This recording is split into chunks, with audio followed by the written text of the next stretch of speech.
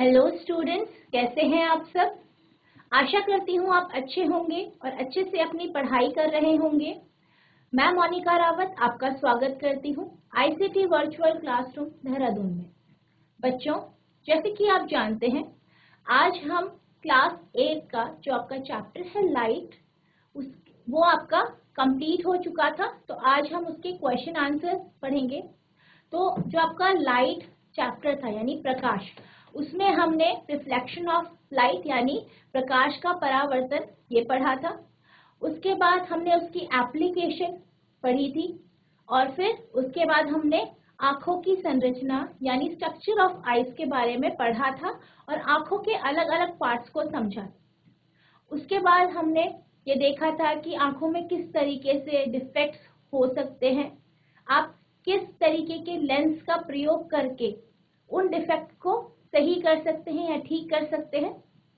उसके बाद हमने आपकी जो आईज की यानी आंखों से रिलेटेड बीमारी यानी मोतियाबिंद, कैटरैक्ट जिसे आप कहते हैं, उसके बारे में पढ़ा था और ये देखा था कि आप उसे किस तरीके से ठीक कर सकते हैं।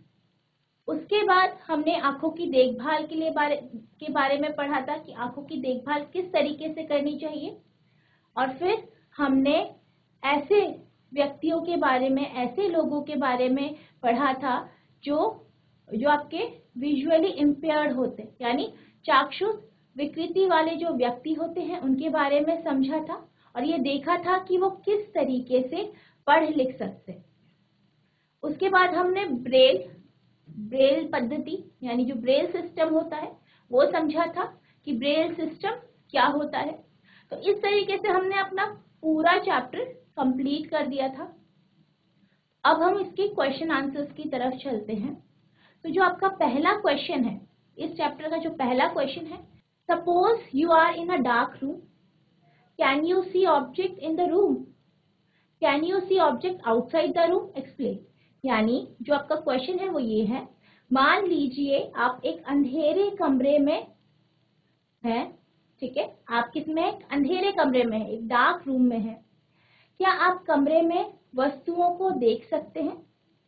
क्या आप कमरे के बाहर की वस्तुओं को देख सकते हैं? व्याख्या कीजिए। तो आपका पहला क्वेश्चन यही है कि आप ये मान लीजिए कि आप एक अंधेरे कमरे में हैं और उस कमरे में जब आप जाते हैं, ठीक है, तो क्या आप अंदर की वस्तुओं को देख सकते हैं? जो वो अंधेरा कमरा है उसमें रखी हुई जो ऑब्जेक्ट्स है यानी वस्तुएं हैं, क्या आप उनको देख पा रहे हैं? और दूसरा क्वेश्चन आपसे ये पूछा गया है कि क्या आप जो बाहर रखी हुई वस्तुएं यानी कमरे के जो बाहर वस्तुएं हैं, क्या आप उनको भी देख पा रहे हैं? तो आपसे पूछा गया है अगर आप देख पा रहे हैं या नहीं देख पा रहे, पहले आपको ये बताना है और क्यों नहीं देख पा रहे उसका एक्सप्लेनेशन देना, आपको व्याख्या करनी, ठीक है। तो जैसे कि हम जानते हैं, जब हम एक डार्क रूम यानी अंधेरे कमरे में जब हम एंटर करते हैं या जाते हैं तो हमें कोई भी चीज दिखाई नहीं देती, क्योंकि आप जानते हैं कि जो अंधेरा कमरा होता है उसमें प्रकाश नहीं होता, ठीक है, प्रकाश नहीं है। और आपने ये चैप्टर में पढ़ा था कि जब किसी भी वस्तु पे प्रकाश पड़ता है तो उससे वो रिफ्लेक्ट होता है, परावर्तित होता है, जिस कारण हमें वो वस्तु दिखाई देती है। तो जब हम एक अंधेरे कमरे में एंटर करेंगे यानी जब हम अंधेरे कमरे में जाएंगे तो वहां पे जो भी वस्तुएं रखी होंगी, जिस भी प्रकार की वस्तुएं होंगी, वो हमें नहीं दिखाई देंगी क्योंकि उस कमरे में प्रकाश नहीं है। अगर हम बात करें कि अगर हम किसी लाइटेड रूम यानी ऐसे रूम में जाएंगे जहां पे प्रकाश होगा, ठीक है, अगर हम किसी ऐसे रूम में जाते हैं जहाँ प्रकाश होगा तो आप जानते हैं कि जब प्रकाश किसी वस्तु पे पड़ता है तो वो रिफ्लेक्ट होता है, ठीक है, रिफ्लेक्शन की वजह से हमें वो ऑब्जेक्ट दिखाई देती है, ठीक है, हमें वो ऑब्जेक्ट दिखाई देती है। तो जिस कारण हम वस्तुओं को देख पाते हैं क्योंकि रिफ्लेक्शन हो रहा है, किसका, प्रकाश का रिफ्लेक्शन। तो जो आपका ये क्वेश्चन आपसे पूछा गया है तो इसका जो आंसर है वो ये है, in a dark room one can not see things in a room but things outside the room will be visible. यानी अगर आप किसी अंधेरे कमरे में अगर आप किसी अंधेरे कमरे में जाते हैं तो वहां पे रखी हुई वस्तुएं आपको दिखाई नहीं देती, लेकिन अगर आप बाहर उस कमरे से बाहर अगर देखते हैं तो आपको वस्तुएं दिखाई दे सकती है, अगर बाहर आपका लाइट है तो। ठीक है, the reason for this is that the object is only visible when light from the object, मतलब ये तभी हो सकता है जब आपका जो ऑब्जेक्ट है, आपकी जो वस्तु है, उससे लाइट क्या हो, रिफ्लेक्ट हो, और वो रीचेस द आई, यानी हमारी आंखों तक पहुंच जाए। In a dark room we can not see object because the ray of light do not reach our eyes, whereas in a lighted room the ray of light reflects from the objects reach our eyes, making them visible to us। यानी जैसे मैंने आपको बताया कि अगर आप एक अंधेरे कमरे में जाओगे तो क्या होगा, आपका जो अंधेरा कमरा है उसमें प्रकाश नहीं है, जिस कारण कोई भी जो भी वस्तुएं वहां पे रखी गई हैं, ठीक है, जो भी वस्तुएं वहां पे रखी गई हैं उनसे वो प्रकाश रिफ्लेक्ट नहीं होगा। ठीक है, रिफ्लेक्ट नहीं होगा यानी परावर्तित नहीं होगा, जिस कारण हमें वस्तुएं नहीं दिखाई देंगी। अगर हम बात करें एक लाइटेड रूम की, एक ऐसे रूम का जिसमें, ऐसे कमरे में जिसमें प्रकाश है, तो वहां पे क्या होगा, जो भी वस्तुएं वहां पे हैं, ठीक है, जो भी ऑब्जेक्ट्स वहां पे प्रेजेंट है, जो भी वस्तुएं वहां पे हैं, उनसे लाइट यानी प्रकाश रिफ्लेक्ट होगा, जिससे आपको वस्तुएं दिखाई दें। जब किसी वस्तु से प्रकाश परावर्तित होकर हमारी आंखों तक पहुंचता है तो हम उस वस्तु को देख पाते हैं। अंधेरे कमरे में प्रकाश उपस्थित नहीं है, जिसके कारण वस्तु से कोई प्रकाश परावर्तित होकर हम तक नहीं पहुंचता, जिस कारण हम अंधेरे कमरे में रखी वस्तुओं को देखने में सक्षम नहीं है। लेकिन हम कमरे के बाहर की वस्तुएं तभी देख सकते हैं जब कमरे के बाहर प्रकाश हो। तो ये आपका आंसर है। आशा करती हूँ आपको ये समझ में आ गया होगा।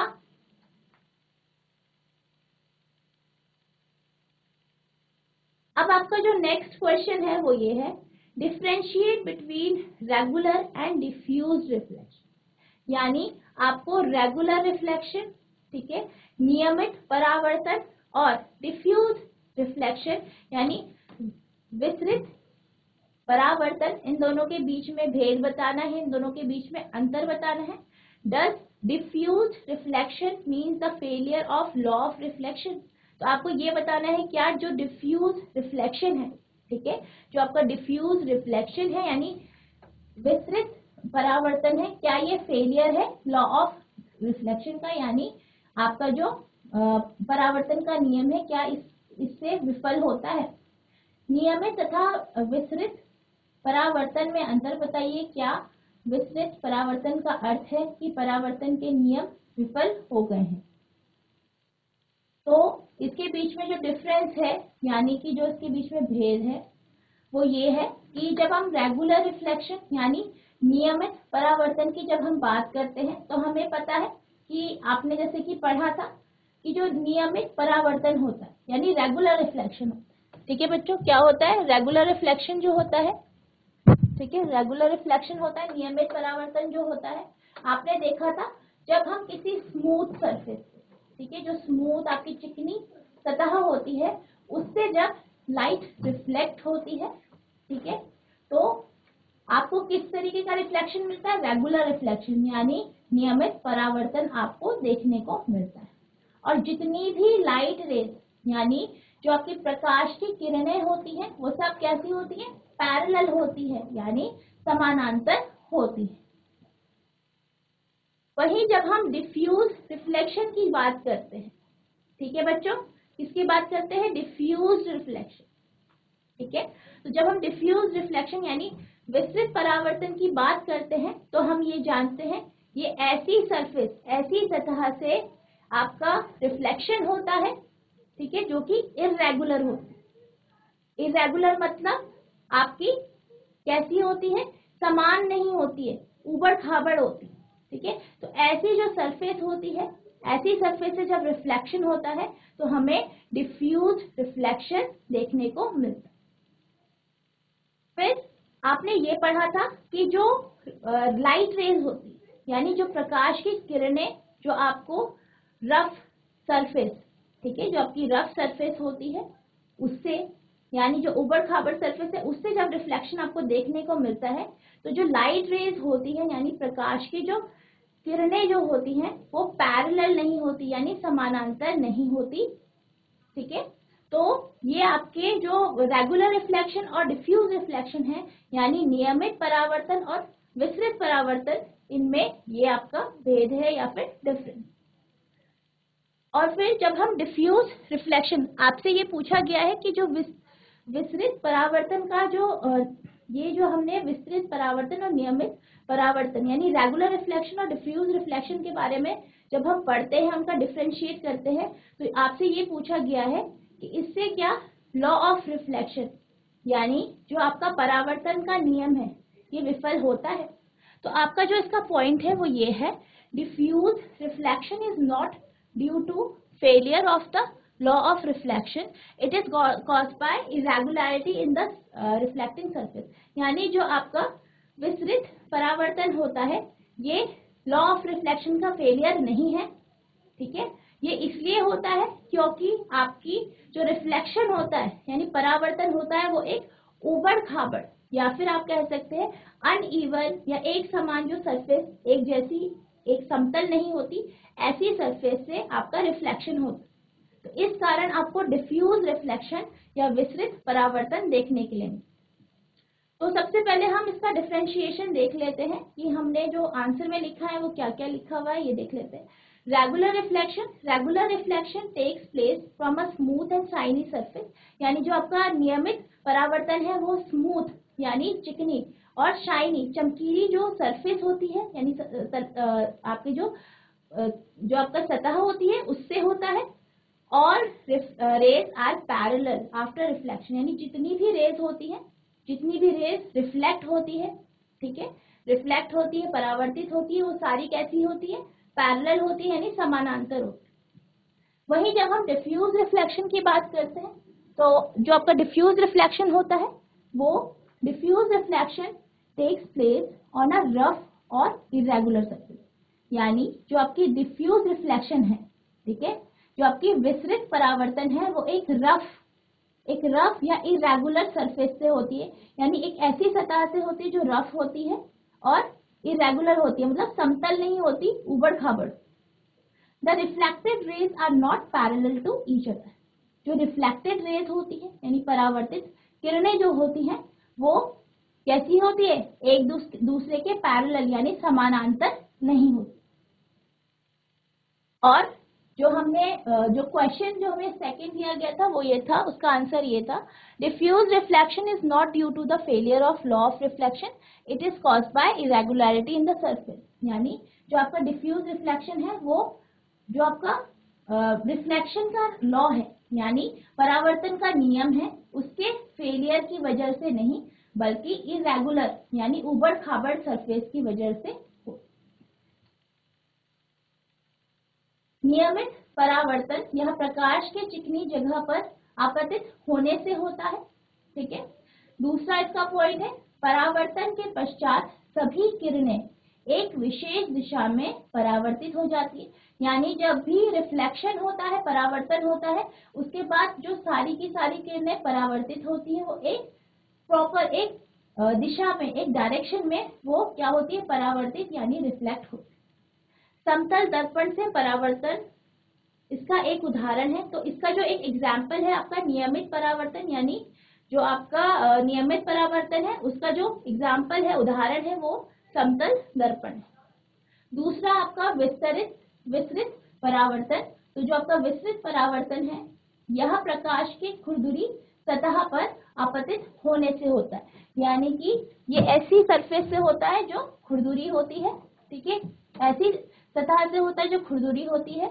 दूसरा पॉइंट है, परावर्तन के बाद परावर्तित किरणें नियमित रूप से अनेक दिशाओं में बिखर जाती, यानी रिफ्लेक्शन के बाद, ठीक है, यानी परावर्तन के बाद जो आपकी, जैसे कि मैंने आपको बताया कि जब रिफ्लेक्शन होता है, परावर्तन होता है, उसके बाद जो लाइट रेज होती है यानी प्रकाश की किरणें होती है वो पैरेलल नहीं होती है, वो समानांतर में नहीं बिखरती, बल्कि वो इधर उधर अलग अलग दिशाओं में, अलग अलग डायरेक्शन में बिखर जाती। और इसका उदाहरण है आपका सड़क की सतह से परावर्तन, यानी जो आपकी रोड होती है, सड़क होती है, उससे जो रिफ्लेक्शन होता है, परावर्तन है होता है, वो इसका एक एग्जाम्पल है, यानी उदाहरण है। तो आपका जो सेकंड क्वेश्चन था कि जो आपकी डिफ्यूज रिफ्लेक्शन होता है, यानी विसरित परावर्तन होता है, क्या वो जो आपका रिफ्लेक्शन या फिर आप कह सकते हैं परावर्तन का जो नियम है उसके अगेंस्ट होता है, उसके विरोध में होता है? नहीं, विसरित परावर्तन का अर्थ है, ऐसा बिल्कुल नहीं है कि परावर्तन के नियम विफल हो जाए। ठीक है, इसका मतलब ये नहीं है कि जो आपका रिफ्लेक्शन के जो लॉज हैं, ठीक है, जो परावर्तन के नियम है वो विफल हो जाए। ठीक है, विसरित परावर्तन में परावर्तन की सभी नियमों का पालन होता है, यानी जो आपकी रिफ्लेक्शन होता है, परावर्तन होता है, जब हम विसरित परावर्तन की बात करते हैं, इरेगुलर रिफ्लेक्शन की जब बात करते हैं, उसमें जितने भी लॉ ऑफ रिफ्लेक्शन होते हैं, यानी परावर्तन के नियम होते हैं, वो फॉलो होते हैं या वो पालन होते, उनका पालन होता है। तो आपका जो अब नेक्स्ट क्वेश्चन है वो ये है, mention against each of the following whether regular or diffuse reflection will take place when a beam of light strikes. Justify your answer in each case. यानी निम्न में से प्रत्येक के स्थान के सामने लिखिए यदि प्रकाश की एक समांतर किरण पुंज इससे टकराए तो नियमित परावर्तन होगा या विसरित परावर्तन होगा। प्रत्येक स्थिति में आप अपने उत्तर का औचित्य बताइए, यानी आपको अलग अलग ऑब्जेक्ट्स दिए गए हैं। ठीक है, आपको अलग अलग ऑब्जेक्ट दिए गए हैं, तो आपको ये बताना है कि इन वस्तुओं में से जब लाइट इस पे पड़ेगी यानी प्रकाश पड़ेगा तो ये रेगुलर रिफ्लेक्शन दिखाएगी या डिफ्यूज रिफ्लेक्शन दिखाएगी, यानी नियमित परावर्तन दिखाएगी या विस्तृत परावर्तन दिखाएगी। ठीक है, और आपको अपने आंसर को डिस्क्राइब भी करना है, यानी आपको एक्सप्लेन भी करना है, बताना भी है कि ऐसा क्यों हो। तो पहला आपका जो क्वेश्चन है वो आपको दिया गया है पॉलिश्ड वुडन मेज। ठीक है, यानी जो आपकी पॉलिश युक्त लकड़ी की जो मेज होती है उसके बारे में पूछा गया आपसे कि रेगुलर रिफ्लेक्शन होगा इससे कि आपका डिफ्यूज रिफ्लेक्शन होगा, यानी नियमित परावर्तन होगा या विसरित परावर्तन होगा। तो जो आपका ये पहला क्वेश्चन है कि जो आपके पास पॉलिश्ड वुडन टेबल होगी यानी पॉलिश युक्त लकड़ी की मेज होगी, आपसे ये पूछा गया है कि क्या ये रेगुलर रिफ्लेक्शन दिखाएगी या डिफ्यूज रिफ्लेक्शन, यानी कि आपकी जो नियमित परावर्तन दिखाएगी या विसरित परावर्तन दिखाएगी। तो जैसे कि आप जानते हैं इसमें क्या लिखा गया है, पॉलिश्ड। ठीक है, पॉलिश्ड यानी जो आपकी लकड़ी की जो मेज है वो पॉलिश्ड है, यानी इसमें पॉलिश लगी है, यानी उसकी जो सरफेस है, उसकी जो सतह है वो स्मूथ है यानी चिकनी है। तो जैसे कि हमने पढ़ा है, हमने समझा है कि जब किसी स्मूथ सरफेस, ठीक है, जो आपकी स्मूथ सरफेस होती है यानी चिकनी सतह होती है, जब उस पे प्रकाश पड़ता है तो रिफ्लेक्शन के बाद, ठीक है, परावर्तन के बाद जो उसकी लाइट रेज होती है, ठीक है, यानी जो प्रकाश की किरणें होती हैं वो पैरेलल यानी समानांतर बिखरती हैं। ठीक है, तो इसका जो आंसर आएगा वो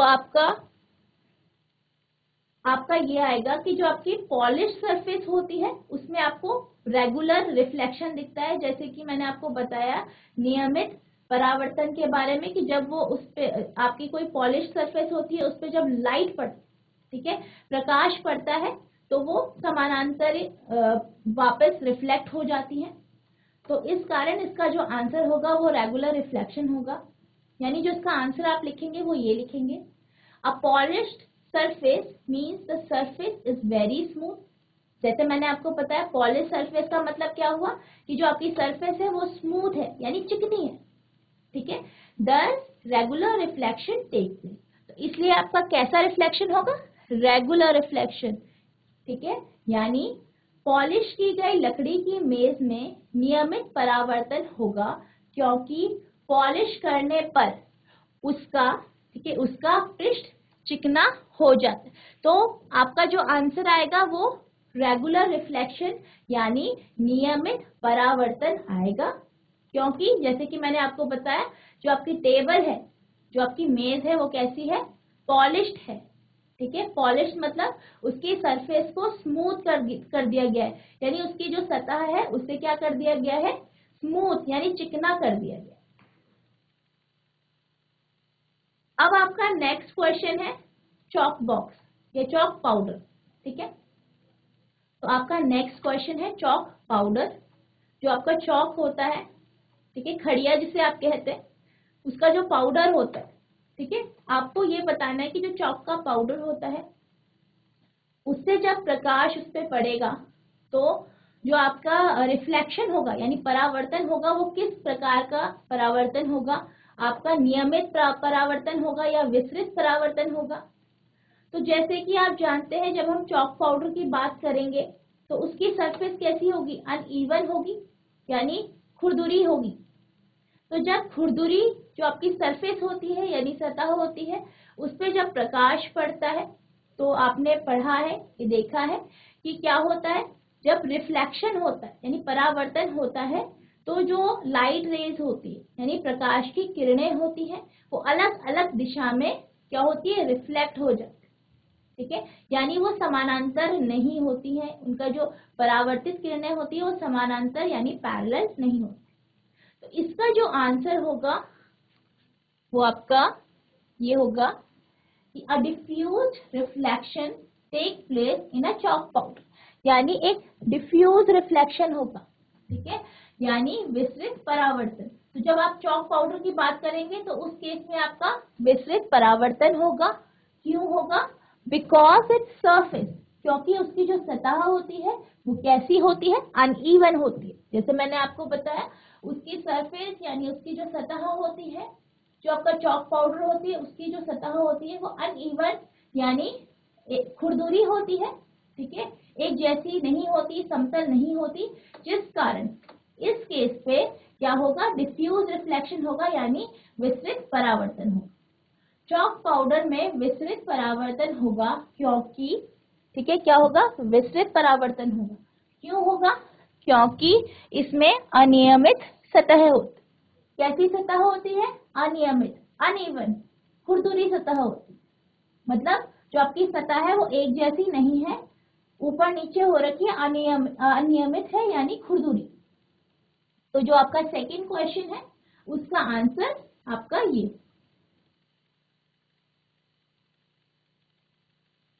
आपका जो नेक्स्ट क्वेश्चन है वो आपसे ये पूछा गया है, अगर हम कार्डबोर्ड सरफेस ले यानी गत्ते का पृष्ठ, ठीक है, जो आपकी कार्डबोर्ड होता है, गत्ता होता है, अगर उस पे आप प्रकाश डालें, ठीक है, आप क्या करें, लाइट उस पे डालें यानी प्रकाश डालें, तो जब वो उस सरफेस से, उस सतह से रिफ्लेक्ट होगा यानी परावर्तित होगा, तो आपको किस तरीके की आपको रिफ्लेक्शन मिलेगा यानी परावर्तन मिलेगा। तो आप जानते हैं कि जो आपका गत्ता होता है, ठीक है बच्चों, गत्ता होता है, सबने गत्ता देखा होगा। तो जो गत्ता होता है उसकी सरफेस कैसी होती है, तो जो आपकी कार्डबोर्ड होती है यानी जो गत्ता होता है, ठीक है बेटा, उसकी जो सरफेस होती है, उसकी सतह जो होती है वो खुरदुरी होती है ना, खुरदुरी होती है ना। तो उसकी जो सरफेस होती है खुरदुरी होती है यानी अनइवन होती है। ठीक है, अनइवन होती है। तो जैसे कि आप जानते हैं, जब उस सतह पर प्रकाश पड़ेगा, ठीक है, क्या होगा, प्रकाश पड़ेगा यानी लाइट उस पर पड़ेगी, वो रिफ्लेक्ट होगी। अनइवन सरफेस है तो रिफ्लेक्ट होगी। रिफ्लेक्ट कैसी होगी, एक दिशा में नहीं होगी, वो समानांतर जो है रेज में यानी पैरेलल रेज जो होती है, समानांतर किरणों में वो रिफ्लेक्ट या परावर्तित नहीं होगी, बल्कि इधर उधर अलग अलग दिशा में बिखर जाए। तो जो इसका आंसर होगा वो आपका, आप ये लिखेंगे, the reflection of cardboard that reflects light is not smooth. आप जानते हैं कि जो कार्डबोर्ड का जो सतह है, ठीक है, जो सरफेस है जहां से लाइट रिफ्लेक्ट होगी, ठीक है, जहां से लाइट क्या होगी, रिफ्लेक्ट यानी प्रकाश जहां से परावर्तित होगा वो एक स्मूथ यानी चिकनी सतह नहीं हो। ठीक है, वो सतह चिकनी नहीं है, कैसी है, खुरदुरी है। Thus diffused reflection will take place। तो इस कारण क्या होगा, विसरित परावर्तन होगा। क्या होगा, विसरित परावर्तन यानी diffused reflection होगा। ठीक है, will take place from a cardboard surface। ठीक है, यानी गत्ते का पृष्ठ या कार्डबोर्ड में विसरित कैसा परावर्तन होगा, विसरित परावर्तन होगा, क्योंकि इसमें अनियमित सतह होती है। कैसी सतह होती है, अनियमित यानी इररेगुलर। ठीक है, यानी खुरदुरी, खुरदुरी सतह होती है, इंग्लिश में जिसे क्या बोलते हैं, इररेगुलर सरफेस। ठीक है, अनियमित, एक जैसी नहीं होगी, खुरदुरी हो, जिस कारण इसमें कैसा परावर्तन होगा, विसरित परावर्तन या फिर डिफ्यूज्ड रिफ्लेक्शन।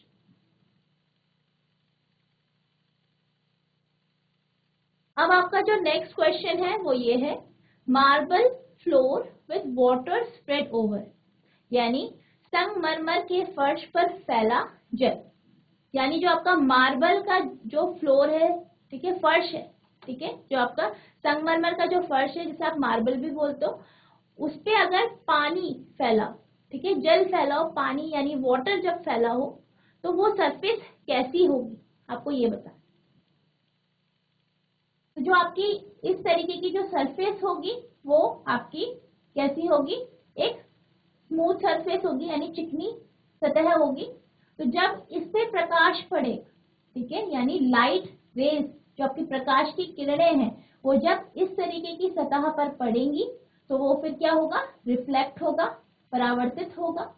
यानी जो परावर्तन होगा वो कैसा होगा, उसकी जो रेज होगी, ठीक है, जो उसकी क्या होगी, रेज होंगी, लाइट रेज होंगी यानी प्रकाश की किरणें होंगी, वो पैरेलल होंगी यानी समानांतर होंगी। तो जो इसका जो आंसर होगा, इस क्वेश्चन का जो आपका आंसर है वो ये है,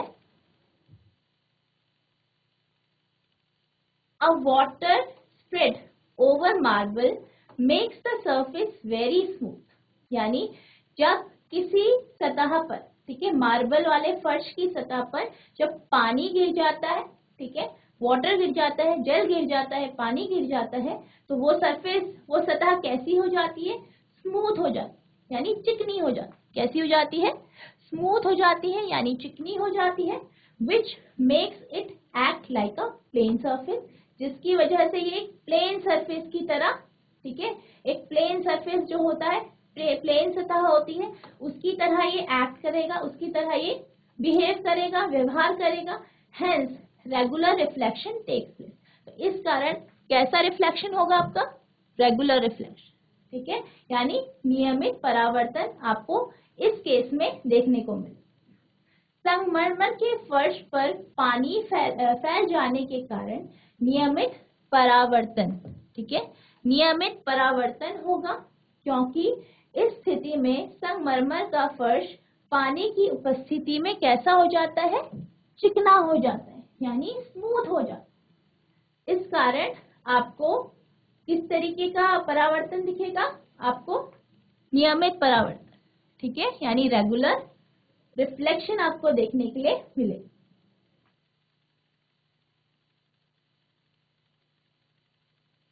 आपका जो नेक्स्ट क्वेश्चन है वो ये है, मिरर यानी दर्पण।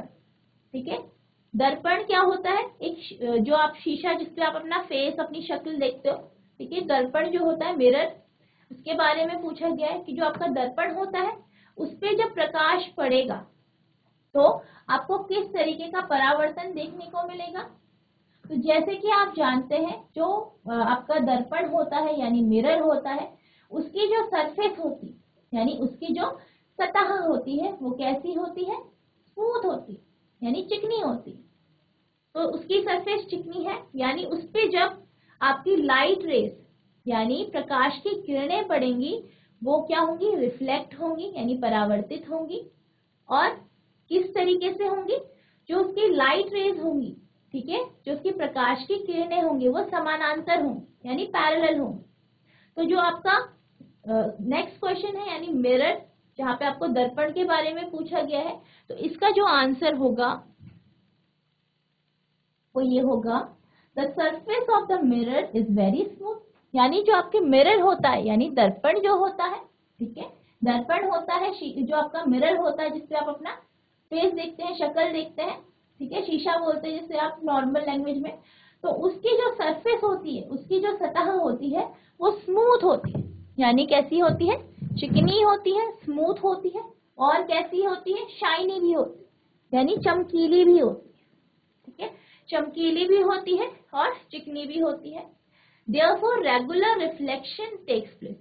तो इस कारण कैसे रिफ्लेक्शन आपको देखने के लिए मिलता है? रेगुलर रिफ्लेक्शन, यानी नियमित परावर्तन आपको देखने के लिए, यानी दर्पण में नियमित परावर्तन होगा। कैसा परावर्तन होगा? नियमित परावर्तन, रेगुलर रिफ्लेक्शन, क्योंकि इसमें चिकनी सतह होती है।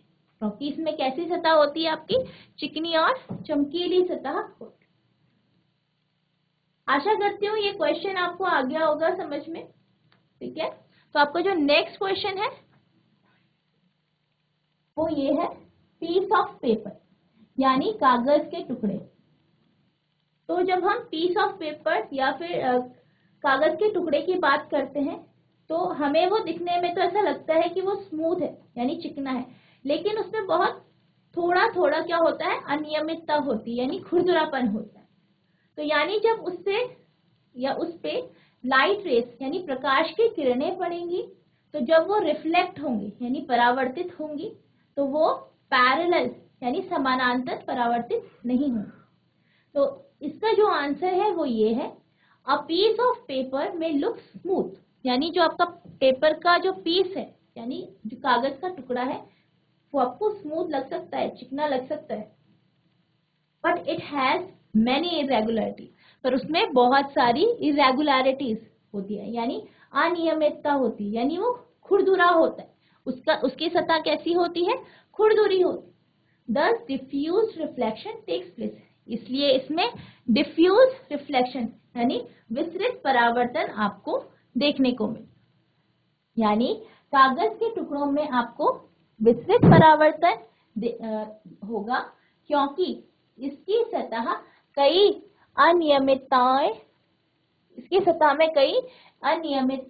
होती हैं, ठीक है, यानी बहुत सारी इसमें इरेगुलरिटीज होती है, यानी खुरदुरापन होता है, जिस कारण आपको जो कागज के टुकड़े होते हैं उसमें आपको कैसा परावर्तन देखने के लिए मिलेगा? विस्तृत परावर्तन। तो बच्चों, मैं आशा करती हूँ आपको ये क्वेश्चन समझ में आ गया होगा, और जितने मैंने आपको आज क्वेश्चंस करवाए वो भी आपको समझ में आ गए होंगे। आपको घर में जाके इन क्वेश्चंस को रिवाइज करना है, लर्न करना है, और इसको अगली क्लास में अच्छे से लर्न करके आना है। तो बच्चों, आज के लिए बस इतना ही। मिलते हैं आप नेक्स्ट क्लास में। तब तक के लिए thank you and have a nice day.